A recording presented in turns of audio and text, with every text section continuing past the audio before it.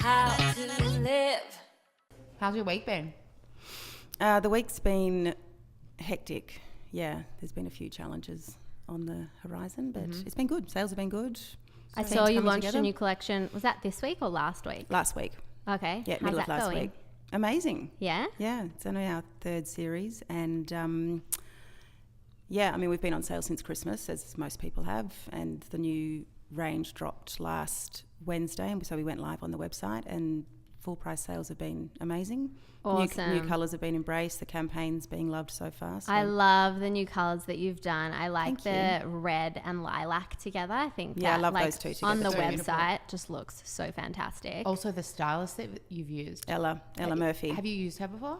Yeah, Ella worked with us on Series 1. So she styled Series 1 and did an amazing job. It was much more androgynous, much more sort of urban, a bit darker, I suppose. And she did a brilliant job on that. And then this series, she actually worked with me on co-creative direction of the campaign. So it was all supposed to sort of talk back to a Caravaggio painting, like with, you know, fabric folds in the background and quite rich, and, you know, the human movement was quite extreme. That's what the vibe that we were going for. But she did a brilliant job on the apparel and the styling of everything together. I mean, it was super, super extreme, I think. Definitely not necessarily heading towards a commercial land, but I think that's what campaigns should be sometimes. Just Totally. a bit dreamy. Aspirational, yeah. Yeah, and it suits your brand so well. I hope so. Yeah. No, it looks fantastic. I'm happy with it. So we're super excited to have you on the podcast today. So just to give our listeners a bit of background, you are actually one of our very real life mentors. So the idea for this podcast was, you know, we have so many fantastic, knowledgeable people in our network, and, you know, we really wanted to open up the forum to kind of say, okay, we're having all these really fantastic conversations. Why aren't we having them, you know, and kind of like pulling the curtain up and letting everyone listen in. So it's really cool today that you're our mentor, and we're doing a podcast interview right now, but then we're going to do our mentor session after that. Yes. And we were like, we don't even really need to prepare for this because we know so much about you already. And we were actually really excited when we were writing some questions. We were like, wow, we're going to get to know, you know, even more about Cath and things that we realized we've never discussed before. So let's jump straight in. Well, Cath, in her childhood, we want to know all about that. Oh my God. We were actually saying that we can't imagine you not being you. Yeah. And such a big part of you is like your experience that you've had, like, you know, your experience and your the wisdom that you've gained over the last that's all of us, really. I know, I mean, but that's every Yes, human but being. you are just like, you know, you're full of wisdom. And You're I our just guru. like, when we were talking about it, I was like, I imagined Cath as like a teenager being like as full of wisdom as, oh, there's Panther looking in the background, as full of wisdom as she is right now. But yeah, we'd love to hear about like, yeah, what were like those initial years like? Where did you grow up? Yeah. Well, firstly, that's very flattering that you say that to me. I definitely don't think, I think wisdom just happens as time goes on and you go through painful and difficult, challenging times, and you hopefully learn from those things. So I appreciate that, but I definitely think wisdom is something that just happens and you happens don't have to with stress age. about. Yeah, well, I think people do guess. stress about it, you know. And Yeah, so I guess so. I mean, everyone's growing up story is probably a long story, but in short, I'm one of 4 daughters, one of 4 girls. We grew up in lots of different places. My dad was in the Air Force, so we, I went to 8 different schools as I was growing up, and I guess I wouldn't call it blue collar upbringing, but definitely growing up as an Air Force family, it's not an affluent growing up, so definitely there wasn't a lot of money growing, through those years. where did you sit within the sisters? I'm third. Your third sister. I would have thought you were oldest. Yeah, I was No. thinking about You're it. and I such a was- mama Cath, you know? You are, but when I was thinking oldest, it doesn't suit you. So that kind of makes sense that you sat somewhere in the middle. Yeah. Well, there's 2 older sisters and 1 younger sister, and they were called the big ones and we were called the little ones. Oh, okay. So I'm still called the little one. Are you? Yeah. By everybody. Well, my younger sister, Jen, or Jennifer now, works with me. So, like, we sort of grew up as a twosome, I suppose, and my 2 older sisters grew up as a twosome. I mean, the dynamics changed a lot as we've all gotten older, and, you know, friendships have evolved, I suppose. So, yeah, 8 or so different schools. That, I think, builds resilience in itself, because you get used to being the new person all the time. Totally.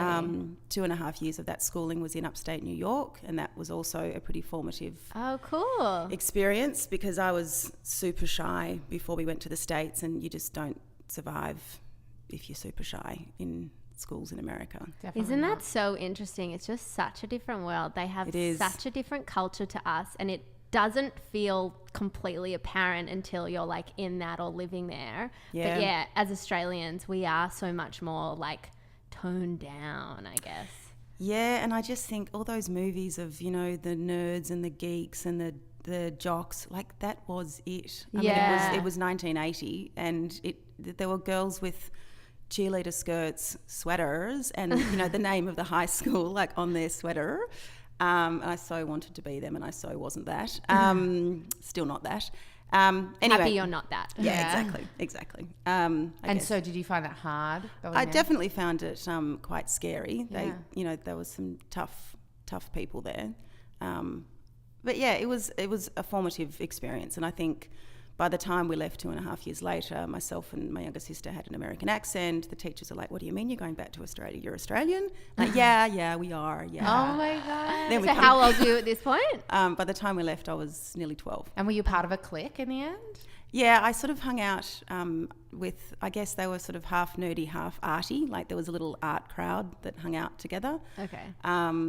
They definitely weren't the popular kids, but they all were quite unique, unusual people. Well, the popular kids never grow up to do anything cool because they don't need to. So I think that definitely is there's something to be gleaned from that, because then when I came home and went back to the suburbs, and we went to Wantirna High School, and I think looking back now, those girls that sort of were the tough ones and that were beating everyone up and, you know, sort of playing up in class, I don't necessarily think they're the most driven, the most intelligent people in the class. Yeah, sometimes it's So like the politically incorrect diversity saying that you face that like causes you to like push further and like know what you are and be what you are. I think I always had a solid knowledge of who I was, and I think even when I was nervous or felt lonely or, you know, wasn't in the gang, I always knew that it wasn't necessarily the gang that I should be a part of anyway. Like, I think I was always quite comfortable standing alone, even though that was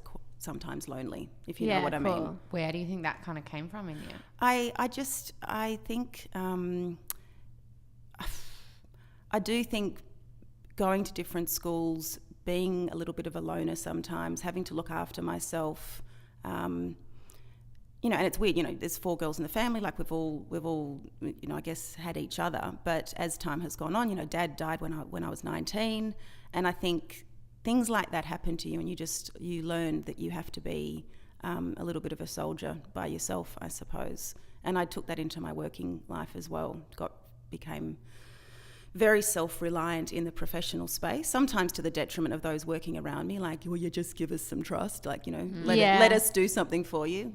No one can do it as well as me. I feel like we've all faced a little bit Oh, of it's that. awful. It's hard. awful for people to work with that. Yeah, it's hard to Totally. let go, You know, though. it's hard to let go. Yeah. When you're so used to covering your own ass, like making sure that everything is good and under control and done to the standard that you want it to be done to. Yeah, and it's often at those points that you get like the worst result from the people as well, because they know you're going to like check over their work Exactly. or you have final say or whatever, Yeah. so they're not doing their absolute best. Exactly. So it's actually something that we've kind of been going through lately, as you know.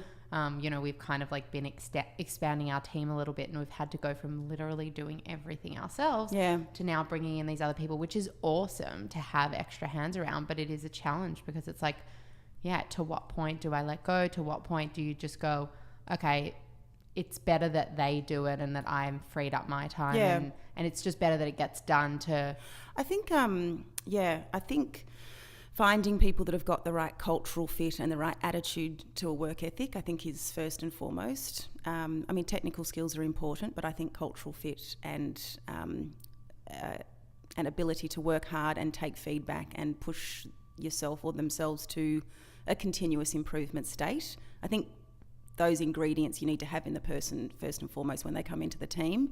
And then I think as the owners, founders, leaders, whatever, in a team or business, it's recognising that there's so many different ways of doing things. There's so many approaches, and I think telling them what you need done is better than telling them what you need done and how to do it, because I think everyone will approach a task in a different way. Yeah.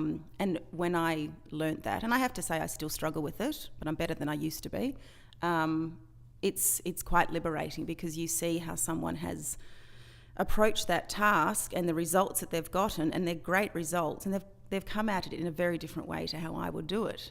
But it's quite stressful for them when I've told them how to go about it. This is how I do it, this is how I organise myself, and this is my schedule, and this is how I approach my process. Yeah. And their head's like, well, I don't do it like that, so therefore I'm a failure. Yes, that makes a lot of sense. So I think this is what we have to achieve. You find your way to doing it, but we need it done by this time, and this is the budget that we have to adhere to. Go for your life. And then make sure that you check in with them, obviously. Yeah, okay. I love that advice, because, as Steph said, it's definitely something that we're just like starting to learn how to do and wanting to empower the people that we work with. Yeah. So, yeah, I feel like we're going to write that down and use that one later. Guys, I already wrote it down. Does anyone know where my pen and paper is? It's there. It's with Panther. Panther's getting ready to write some I'm notes. just going to get it quickly. So do you find with telling them what to do and not how to do it, have you then ended up learning from people? Yeah, definitely. I'm trying to think of an example, but and I can't obviously off the top of my head. That's fine. But even working with my sister, she has a different approach of doing things. I like to have one notebook, and I write every single note into that one notebook, and then I get a new notebook, and I've got a stack of notebooks with my years of notes in it. Jen has random pieces of paper. They're not random. She's very organised, and she keeps them all together. But initially when we were working together, I was like, how the hell can you be organised with all that paper everywhere? But she's super organised, and I just have to basically let it go and recognise that, she pulls it all together, and then she gets rid of the things that are no longer important, and she keeps those papers with her in her notebook, and, that's it. So I think it's just trusting in people around you, and then seeing the results versus watching their process and comparing it to your own and thinking that your own is superior all the time. What if you kind of have told them what to do and not how to do it, and then you find they're not doing it in the right way? Yeah. Well, I think... Or to your standard. Yeah. Yeah. I think that firstly, check-ins are really important. I think people have to feel that there is not a person breathing down their neck every minute of every day, but there needs to be an understanding and an expectation that there will be, whatever that your time frame is, maybe it's every 2 hours, or maybe it's every day if it's a week-long project. And then there needs to be a recognition from you guys, or from leadership, or whoever is making the calls, that mistakes are going to be made. Like if someone's doing something for the first time, it's not going to be perfect. And it's like a parent doing their kid's homework for 5 years and then getting down the track and that kid hasn't learnt anything about the subject matter. Mm-hmm. And it's like, well, they were sitting with me. They were watching me do it. For sure. I built that science project for them. I mean, why don't they know how to do a bloody solar system out of styrofoam? I mean, really? Totally. And so many parents do that. Just like so many bosses end up doing the work for them, and you're doing them There's no way of getting to the end unless you walk it yourself. Like, there really isn't. You just have to, people have to walk their path, and they have to make the mistakes. I mean, of course, you as leaders need to watch that those mistakes aren't going to be expensive, but a little mistake here and there, I think it's how we all learn. Mm-hmm. For sure. So I'm interested to know, because like coming from, our generation and even the one behind us, that's like, we all just like want to be it now, and we all just kind of want the experience and we want to know it all. Like, are these things that you're talking about, like, becoming, like going on this journey of being a fantastic boss. And I know you are a fantastic boss because literally everyone we meet who has worked with you is like raves and raves and raves. And it's something that we've discussed. And is that something that like you've learned over time? Like, do you feel like you had to tank hard in the beginning? Oh my God, not even at the beginning, like beginning partly way through, and then, you know, the occasional sort of why did I do it like that? I definitely think I was thrown in. I threw myself in the deep end when I first started managing people when I was about 29, 30. I had a team of about 5, I think. Most of them resigned. Like, it was a new department at Country Road. I was put as the head of the department, knitwear design manager. Through no other, I mean, I don't think everyone. It wasn't all about me, certainly, despite me thinking it was. For various reasons, people left. I had to recruit the whole team again from the beginning. It was a lot of work. I didn't really know, how to recruit the right people. So through those years, you learn by trial and error, I guess, as to how to lead people, whilst you're also doing a job and hitting timelines and hitting budgets and all the rest of it. Like, managing people is a task in itself, or it's an energy in itself. And then with the Mimco experience, I've reflected a lot on the early years of Mimco. I was, and I'm very, very critical of myself, and I look back on those years and, lambast myself for not being the leader that I wanted to be, like not being the best version of myself. And I'm not really into making excuses for myself either, which is sort of goes with being harsh, I guess. However, I have been over the years trying to get better at being kinder to myself, and I do recognise that I was working ridiculous hours. It was ridiculous. I was absolutely slaying myself. And when you're doing that and you're not taking any time to rest, what ends up coming out is like you just sort of explode at times. So it was a combination of sometimes, well, most of the time, overworking, like doing too many jobs myself, not having the right people in the team in the early years, good people, but not necessarily skilled people, and people that could run with the task and actually manage what had to be managed. So it was quite lonely and quite, Jesus, am I the only one sitting on this management team by myself, building strategies, like very, frustrated and stressed, I suppose. So I guess in time you learn that you can't do everything yourself, particularly as a business gets bigger. And, the turnover of the business was growing rapidly. And as better recruitment happened, as better people came into the business,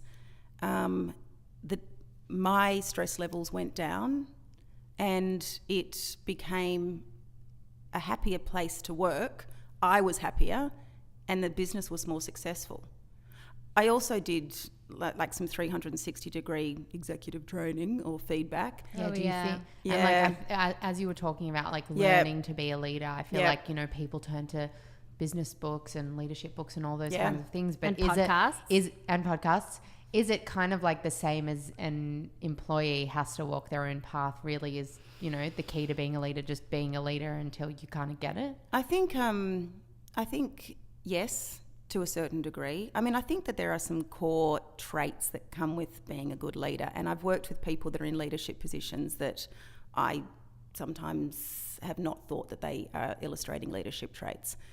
I look at our government sometimes and I think they don't illustrate leadership traits. I mean, recognising that the buck stops with you, and good decisions, bad decisions, you have to own them, and the fish does rot from the head. Like, I think if you're not a good leader, then you don't have a good culture in the business. It does filter through the entire business. So I think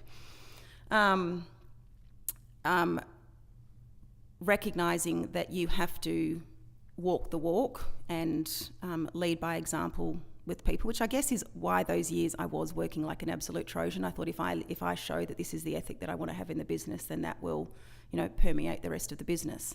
unfortunately, sometimes what that sort of says to everyone is we have to bloody kill ourselves if we want to work for Cathryn Wills. Yeah, which we've is had not that healthy either. as well. Yeah, which is Totally. not healthy. And I took a long time to learn that I had to look after myself and put that out to the rest of the team. Yeah.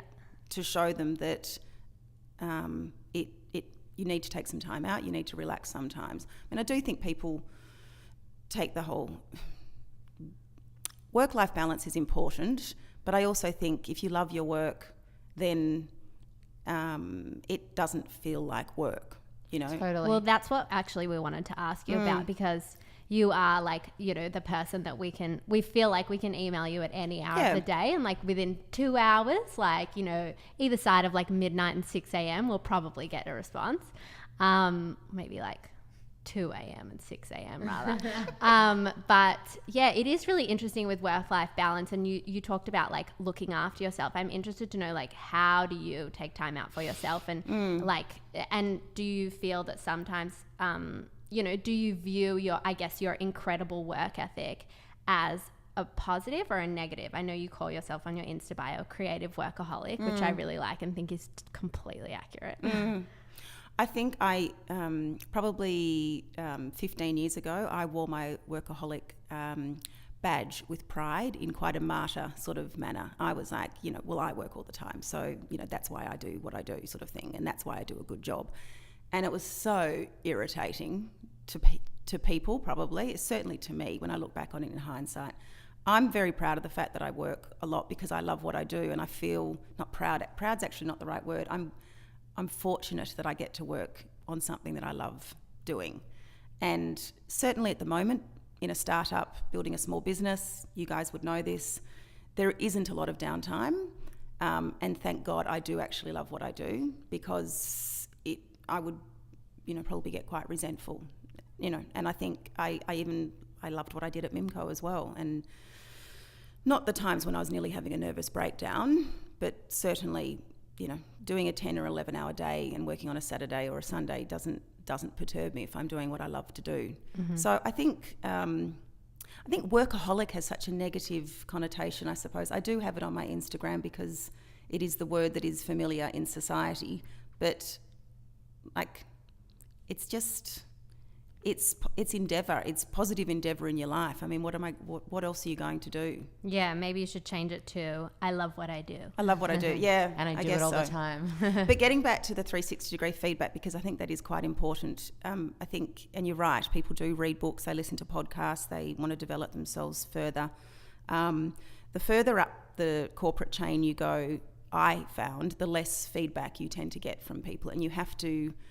Certainly your direct reports don't give you feedback. They might talk amongst themselves, but no one's actually saying to you, I wasn't comfortable with this, or actually I'm whatever. Like, they're not necessarily going to be, they're scared.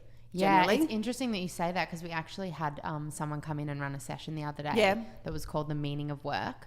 And it kind of opened up dialogue within our team, and we all went around and spoke about a time we discovered a passion, which kind of like, got us all a bit more comfortable with each other and opening up a little bit. And then we went around and we spoke about, different principles that people have when it comes to work, and all different aspects of work and the workplace and culture, and how we feel about them. And we had time to go and write about it, and then we shared with each other. And it was just like a really interesting experience to be so open with our team and share that kind of thing, because we feel like we know each other so well. You spend all day every day with these people, but you never really open up. And we ended with going around and each sitting in the middle of the circle and all saying things that we liked about that person. That's and a nice admired about exercise. It was really It nice. was so nice. It was confronting, and actually all of us afterwards, like, we've spoken to everyone, and everyone actually felt really uncomfortable getting the nice praise. Receiving it. Yeah. It feels so good to give it, but then like there's something about receiving it that's like weird in our brains. Totally. Like, why can't I just take what they're saying in? But then I like went and analyzed it, and I was like, well, they said this about me, but they didn't say this about me. All these like weird things that we do as humans. Absolutely. 2 points on that. One is, and you guys might, like, every leader, boss, whatever, discovers, has a different way of running their business or running their team. one of the biggest learnings I had to get to, and I really think I was quite late at learning this, you can get along with everyone in the workplace, but at the end of the day, you're still the boss. And you will always be seen as the boss. Mm-hmm. You may pick up a few, I mean, this is a bigger business, obviously. I mean, I've made some of the best personal connections of my life through the Country Road and the Mimco years, so the last 20 years. And some of those people did report to me, but on the whole, when you're working, it can feel like you are laughing, you are all getting along, and it's all smooth and harmonious. But everyone's got a life. Everyone's got different expectations of their life. Everyone's got ambitions outside of work. Mm-hmm. Some of those people have got ambitions inside of work and want to progress through the ranks and want to be a part of that business's future. But I guess it's important to remember that you're still the boss. You've still got to pay the bills. You've still got to pay their salary. And I think sometimes leaders can get a little bit confused between a friendly conversation and friendship, and then their expectations sort of they get so disappointed when a team member lets them down. Mm-hmm. I've certainly gone through that as well. Yeah, so have we already. I definitely, like, in the beginning I was like, everyone is my best friend, and I really took that to heart. Like, I felt like they were family. And now, through this journey, I'm like, oh, this is our life, but it doesn't necessarily mean it's their life. No. And I think there's so many more young entrepreneurs out there now. And, I really think the whole work-life balance, when people have said that to me over the years, the ones that have said it are usually the ones that have got an ambition outside of work, which is fair enough. They wouldn't think of work-life balance if it was their own business. If it's their own business, they're happy to work the hours. But when they're working for someone else, there needs to be a finite sort of period that they want to put into the day. For sure. So I feel like this conversation has not gone at all where we thought it was going to go so far, but I'm loving it, and I've already in my head. So fantastic. I've already in my head named this episode Being a Boss. It is a little bit boss-like, isn't it? Yeah, it is, but I love that. And that was only a part of what we're going to talk about with you, but I want to keep talking about it. But for people that don't necessarily know your history, would love to just run through your history with Mimco and Country Road Group and what led you to where you are now. Yep. So I guess sort of going right back to the beginning of my working life, I worked in an office. I didn't go to university immediately after school. I worked in an office for, a year or so. And then I worked in retail for Benetton for a couple of years. And then my father died, and I sort of lost it for a bit. And I worked in hospitality for about a year and a half. And then I went to JAG, or Palmer Corporation, and I was a fabric assistant for a bit. I was an assistant to the national wholesale manager, like a PA sort of person. I did administrative assisting sort of tasks within the JAG space, and then I went to RMIT and studied fashion design as a mature age student at the ripe old age of 24. How funny is that? That's so funny. Mature age students. Like when I was at uni and I was 18, I remember mature age at 22. Exactly. Now I'm 26 and I'm like, oh shit, I'm over mature age. Exactly. Well, I was married as well. I got married at 22. So I was, I'd worked for 6 years.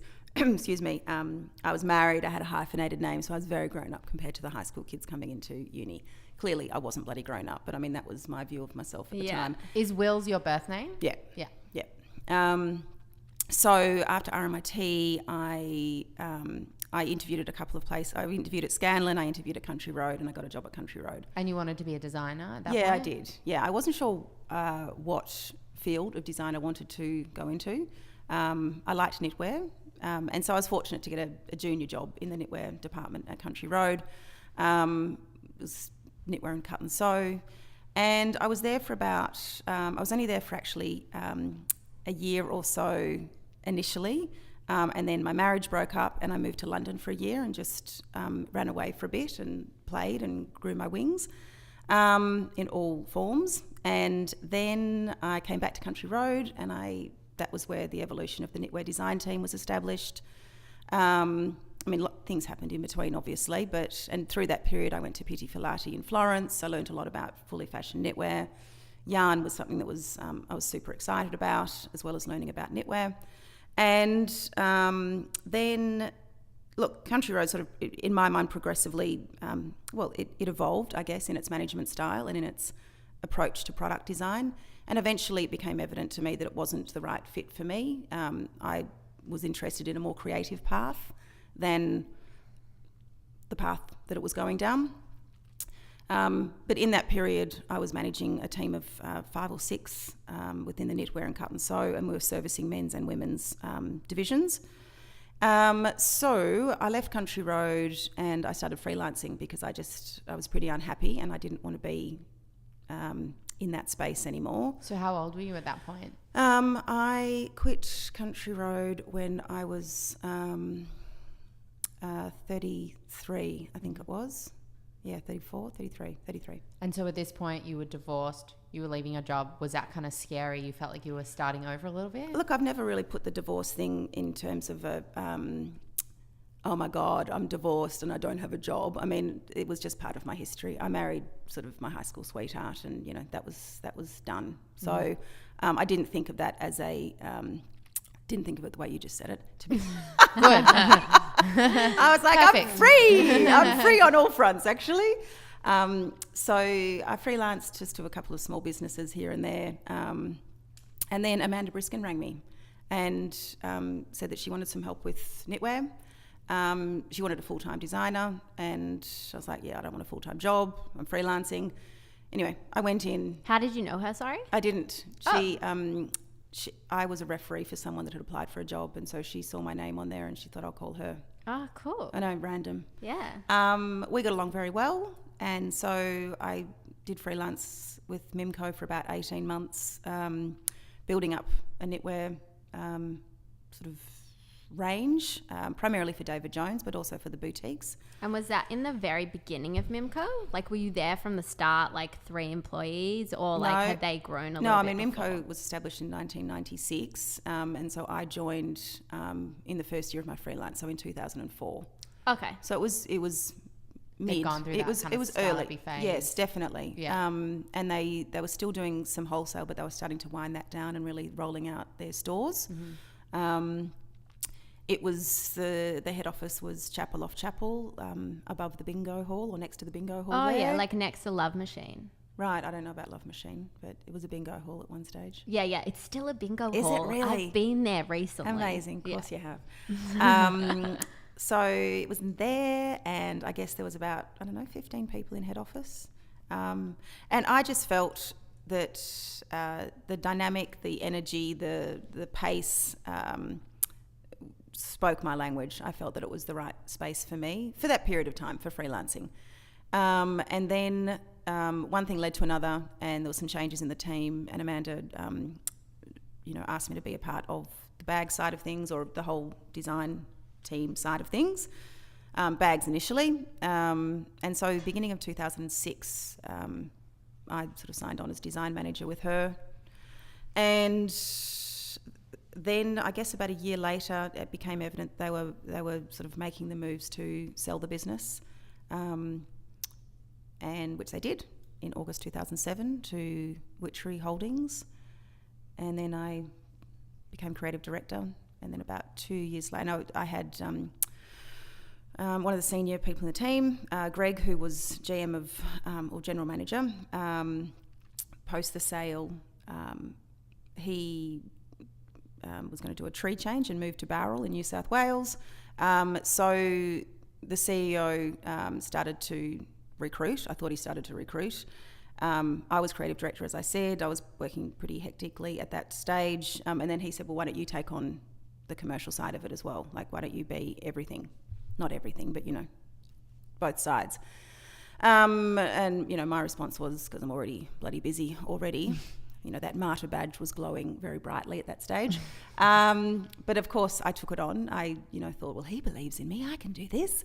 And that really, I thought that I'd already been working hard, but that the next 2 years, that was when I pretty much nearly killed myself. Like the stress, the hours, like getting in early, not getting home until 9 o'clock, working on weekends, and when you work like that, then then you have a few drinks and you need to unwind, and it's just unhealthy. It's an unhealthy cycle.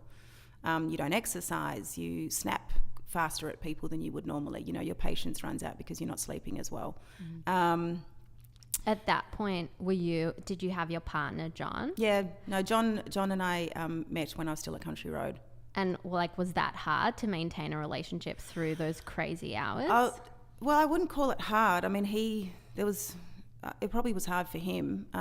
John is amazing. He is just it's so bloody cliche to say my rock, but he really is so solid and so reliable and so trustworthy, and just had my back completely through those times, and would say, this is ridiculous, like, you can't keep working like this. Yeah. And I was like, yeah, well, who else is going to do it? I mean, things are going to fall down. I've always had that sense, that very weighty sense of responsibility. If I don't do it, no one's going to do it. Yeah, it's sort of very, totally. I think a lot of myself in that way. I think it's an interesting perspective to have, because sometimes other people can actually do things. Yeah. If you know what I mean. Mm-hmm. Well, it's actually such an asset to have, like, within a business, like if you had an employee like that. But I guess now that you're out on your own, it's like even more of an asset, because it is actually yours. So it's not a fault. It's actually it's a complete asset. I don't think it's a fault. I just think it's an interesting trait. I haven't decided whether I think there's a level of narcissism there, or whether there's just a strong independent resilience that recognises that if all falls down around you, at least you've got this. I would say it's the second one. Probably. Yeah. I would like to think it's the second one. And I think narcissists often, it's not really backed up by anything. Like, they think that of themselves, but it's not necessarily true. Whereas with you, we can corroborate that for you. That's totally true. Yeah. You do got this, and you know it. So I don't think that's a bad thing. So, yes. And then I guess, the rest of the Mimco experience was getting a great general manager on board. He was already part of the team, but he stepped up. He was and is brilliant. Some fantastic execs in the team, from merch planning to head of retail, to the design team evolving, getting some brilliant people in there. And it's such, at that size, that size of business, when you get good people and you realise that they've also got this, it is such a good culture.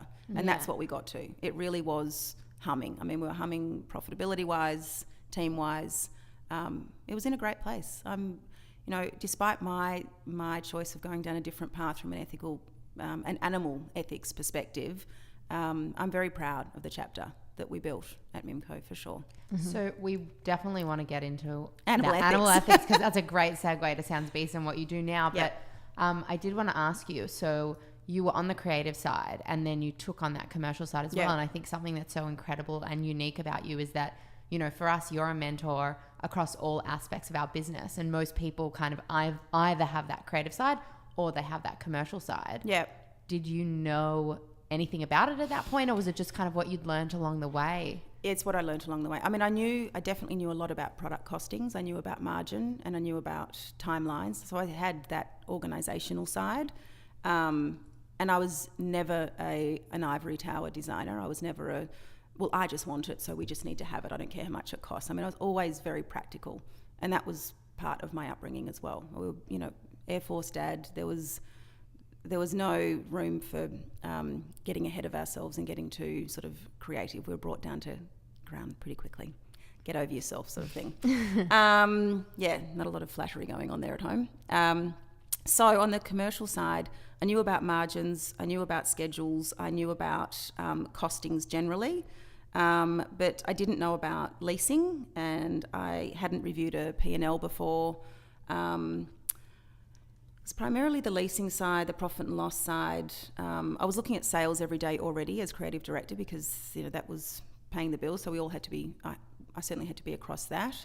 From the property side and the overall financial reporting side, I did have a good, I call him probably an accidental mentor in Ian Nan. He, when I say an accidental mentor, I don't know whether he meant to be mentoring, but I do feel that the meetings that we had where he explained the leasing side of things and the percentages that were valid to be paying in rent and the negotiations that went on for the various stores, certainly when we opened in the UK, that was a massive learning. He was very knowledgeable in that market, so I learned a lot from him.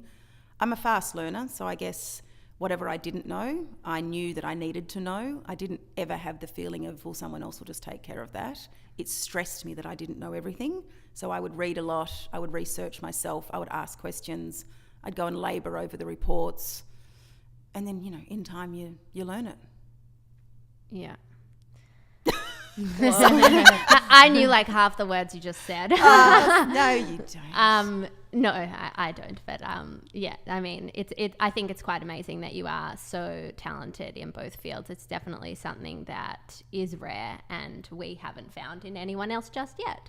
But we're happy we have you. Yeah. But so on that kind of getting into the values, I guess, that we share, you know, I'm really interested in like where that came about and where that journey started for you to kind of start being mindful of animals and the effects that the fashion industry is having on them. I think it's really common, I guess, for young people now to, you know, we want to get this experience and we want to be like working in companies, but at the same time, like their values don't necessarily align with ours. Where did that start for you? And look, I've always I've always loved animals, and I used to joke in the early years of not joke, that's the wrong term. I mean, I always had in the back of my mind, you know, we're skinning cows for handbags, and I would say that to the designers, and I knew that I had a certain level of cognitive dissonance that I was just engaging, like I just put it aside in my mind, because I really did believe believe that it was a byproduct of the meat industry, and the meat industry was a fait accompli that was going to keep growing. So of course we should use all the animal or all the beast. So, you know, leather, c'est la vie. I guess what has happened is there is so much more information now available in terms of documentaries that are being made that are exposing what happens on factory farms. So I watched a lot of those. There's a couple of friends, you know, on Facebook were sharing articles. I clicked on them, I read them. Knowledge base grew. I started reading books on the subject. What documentaries were you watching? Cowspiracy, even Forks Over Knives, Food Inc. I mean, they're a lot about the food supply side of things, but they do cover mass agriculture, because that is very much linked to the food, the feeding of the world, or the business of feeding the world. I wouldn't say that there's anything altruistic about it. I think the world, you know, there's still people starving in the world, yet we're still raising and killing more animals than ever. So I really don't think this is about feeding the world. It's about making money. So yeah, watching documentaries, reading books, and then as Country Road Group were really building their corporate social responsibility team, I put my hand up to be the exec sponsor for the animal welfare side of things.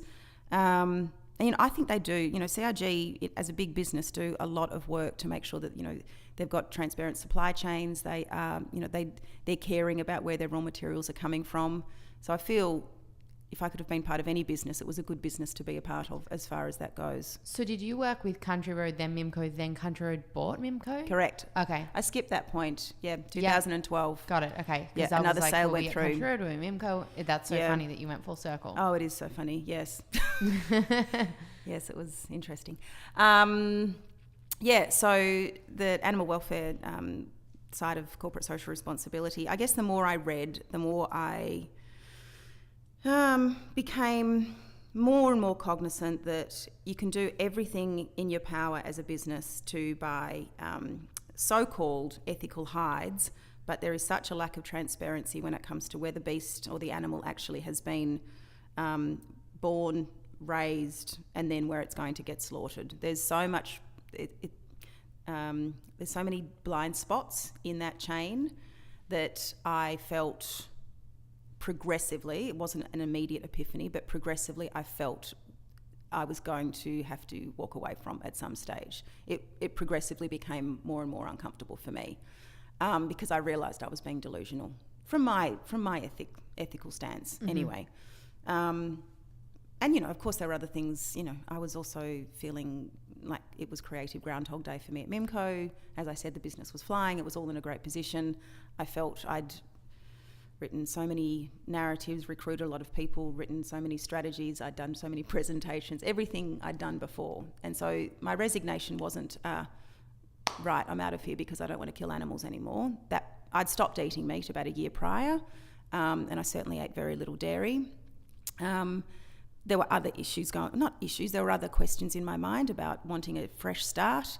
So yes, I left, and then it took me another year or so to realise, I certainly knew that I didn't want to work with leather again. That was adamant, but I thought maybe I'll go and be an employee again. So there was a few things that had to click into place for me. It was, no, I don't want to be an employee, and it was a solidifying of that non-animal stance. And yes, it was going to be a vegan brand, which did take a while to settle, because I do think there is still, less so, it's certainly becoming more comfortable in society, but I do think there is still such a, oh, you're a vegan. A vegan, like, yeah, totally. Know, like you're a different kind of race. Yeah, exactly. And like, you're instantly going to be completely preachy. Like, I think that's the idea people have about vegans. I think so.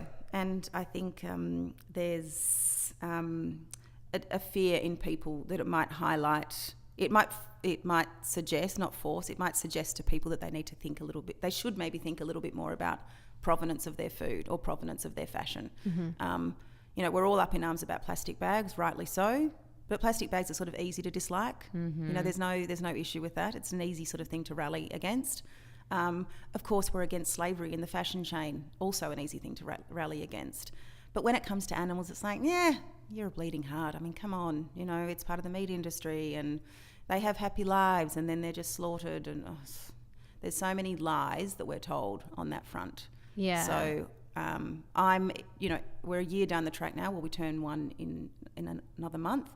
I was resilient about and felt strong about the brand message when I first launched, but I'm doubly strong about it now. That's not a proper term, but I feel doubly strong. I'm doubly strong.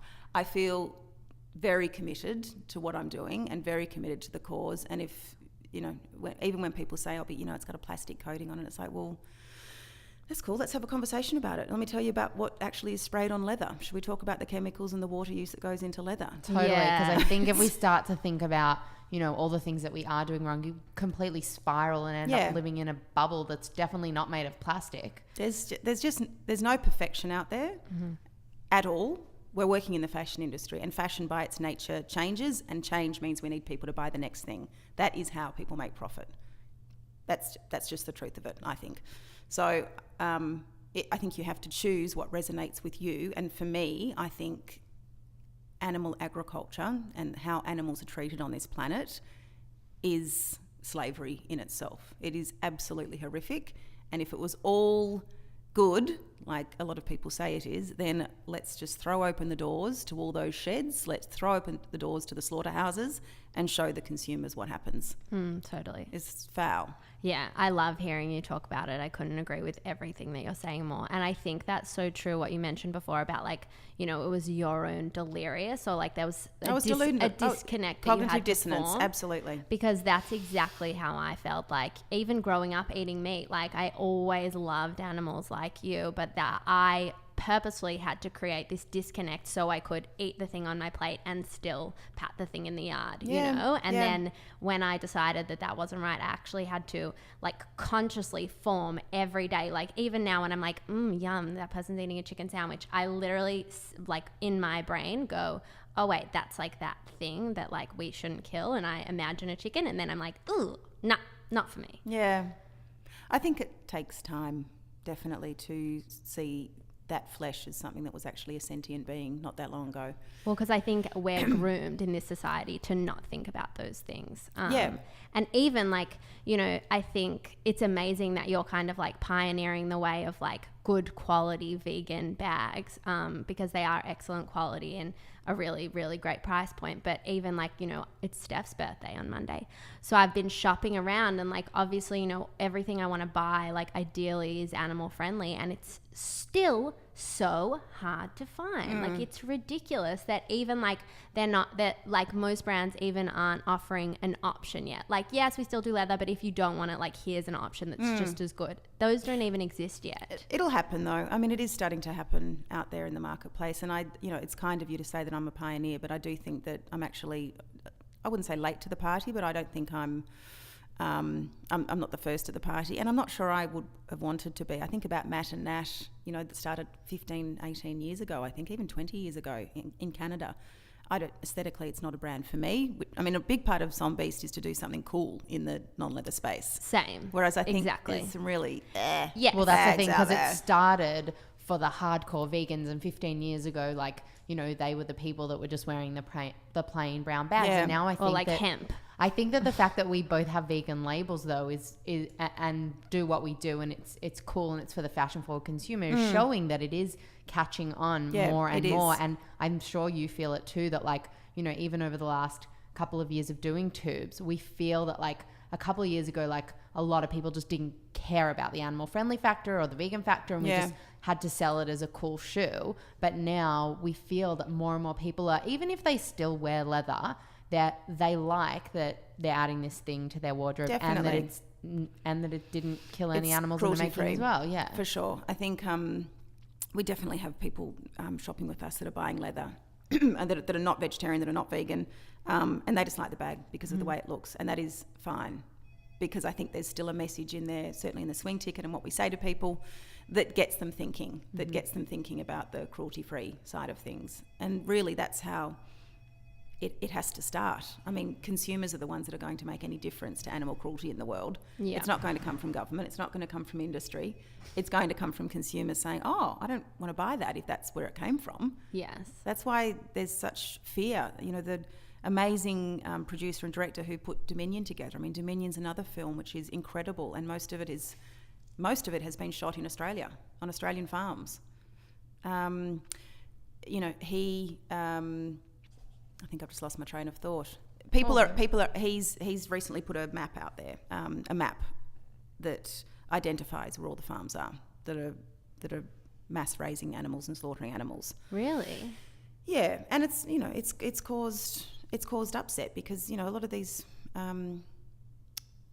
people are they're farmers, they're small family businesses, and, you know, I can imagine it's like, I can see the other side of it. But I do think as humans we have to evolve. You know, I understand it must feel like, well, we've always done this. We've always raised animals. We've always slaughtered animals. Mm-hmm. What are the bleeding heart greenies doing to us? Like, they're ruining our livelihood. Totally. And like, with that logic, we've always oppressed women. We've never let them vote. Correct. Like, yeah. We've always... What about slavery? Exactly. Yeah. That's what I Like, was no about to progression say. would ever be made. Without Yeah. people actually rising up and causing a little bit of a revolution and causing discomfort. I mean, I've had people say to me when I've talked about animal activism, which I don't have the courage to be a part of. I mean, I really salute those people that go into the farms and do the footage, because it's often dangerous. You know, I've had people say, but, you know, they're breaking into people's property. I mean, that's awful. They shouldn't do that. It's like, well, so 200 years ago when people broke into properties and freed African slaves, do we look back and say that they were criminals? Mm-hmm. We actually look back and we say they were heroes. Yeah. Well, at the time, people were probably going, these people are criminals. What are they doing? This is Yeah. outrageous. Well, And they were jailed for it. Yeah. No doubt. These humans with different colour skin are our stock. How dare they take them away from our property? It's like we just... First, we need to make an ethical decision about what our future is, and then we need to figure out how we build employment and job growth that doesn't involve cruelty. I mean, I think we're coming at us about, if we just say, but what about all the jobs? What about employment? People have farmed for generations. What are they going to do? We are a very innovative species. Mm-hmm. So surely we just need to say, well, let's make an ethical decision first. Let's decide what makes us revolting or admirable, get on the right side of the fence, and then make a plan for how we're going to actually ensure that humans can continue to earn a living, feed the family, etc. Mm-hmm. Yeah, we're nodding. So we obviously love and support that animal aspect and everything you're doing with Sounds Beast, and would love to hear a little bit more about how it was kind of going out on your own from being the head of this big company. You know, Jess and I often discuss that, like, we see people who have worked within a company and think, oh, well, this giant company can have this successful product or service. I can go out on my own and easily do that. We've got Panther crying in the background now. So I was saying, so we often talk about how people go from these big companies to thinking they can just go out on their own and it's going to be just as easy. And then often, you know, these companies end up failing, or, you know, it takes years before you can really gain traction. But I would say that you are a rare case where you've gone out on your own. You've only started Sounds Beast a year ago, and already you're in big retailers, which obviously, you know, you had these connections previously, and you know, we're already seeing Sounds Beast all over Melbourne, like constantly, weekly now, see people wearing them. How has that been, that transition for you? And, you know, do you just think everything else you'd done up to that had kind of led you to that moment?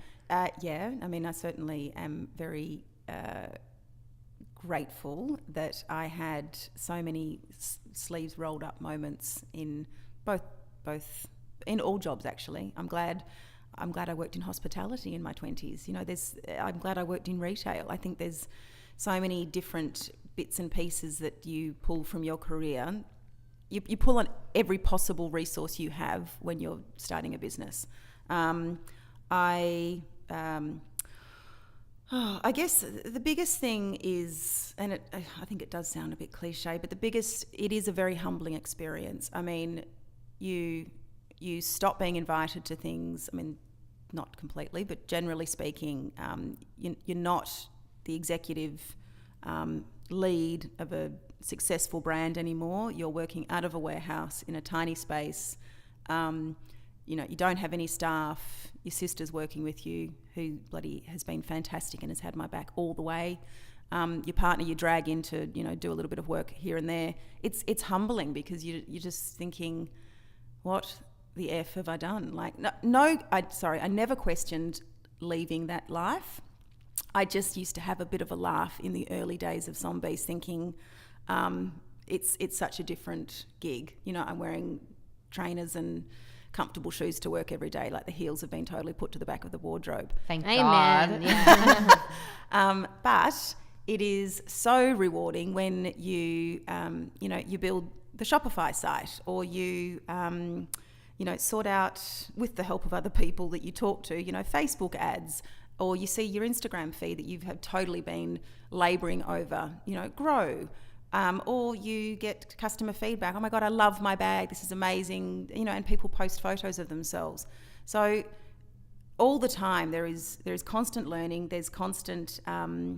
It's such a vital and raw environment, because you get immediate feedback. You know, you get the DMs on Instagram, you get the emails. You are dealing with customer service. You're dealing with the digital agency. You're dealing with PR, stylists, all those things. So I had touched a lot of those things in the years of working, definitely. Thank God I had.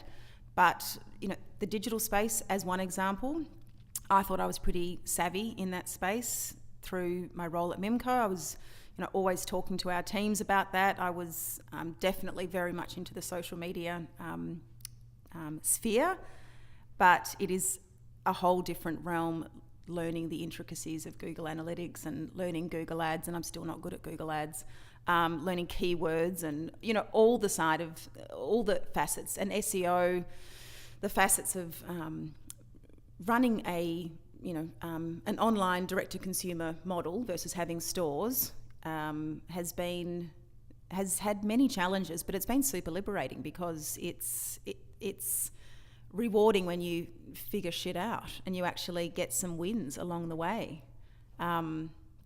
So yeah, I guess it's like, you know, I'm not a cook, but I guess it is sort of like cooking in some ways. Like, it's making a recipe from scratch. Like, it is making something right from the beginning. And I look back a year down the track now, and there's 4 of us in the office. John's in the warehouse. You know, we've had a couple of freelancers in and out. I look at our little studio. It's a small space, but it's a gorgeous little space. And, you know, I think we've kicked some good goals this year. And I'm definitely, I don't quite know where I want it to go. Like I'm very excited about the growth of niche in the world. I think you can have a successful, self-sustaining, profitable business without it being a behemoth. I really do. I think mid-sized businesses can be a beautiful thing. So I don't think I really want it to be a huge enterprise. But I want it to be bigger than just bags. I want it to have a few more categories. There's a few more sort of things on the wish list there. And I'd like it to be a bigger team at some stage, because I think having that team culture is a very rewarding it's rewarding on a human front, I suppose. And really, if you love what you do and you love the people that you're working with, I don't mean being best friends with them, but Clear on that.